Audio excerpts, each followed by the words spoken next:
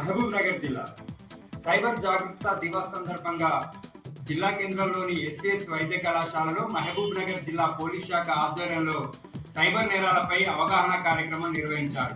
Cyber నేరాల బారిన పడకుండా ఎలా రక్షించుకోవాలనే అంశంపై అడిషనల్ ఎస్పీ రాములు వివరించారు. సైబర్ నేరాల బారిన పడితే 1930కి కాల్ చేయాలని సూచించారు.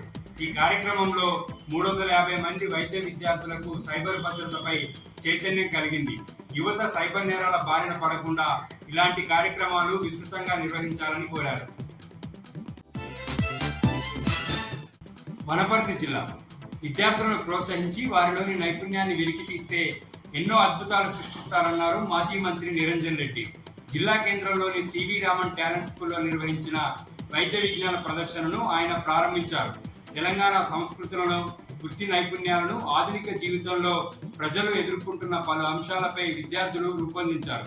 ఇంత గొప్పగా వైద్య విజ్ఞాన ప్రదర్శనను నిర్వహించిన స్కూల్ యాజమాన్యం, అధ్యాపక బృందాన్ని మాజీ మంత్రి నిరంజన్ రెడ్డి అభినందించారు. వనపర్తి జిల్లా పెద్దమందడి మండలం జంగమాయపల్లి, బల్చెపల్లి, ఎర్రగడ్డ తండ శివారులో రైతులకు విద్యుత్ సమస్యలపై టీయూస్ కథనానికి అధికారులు స్పందించారు.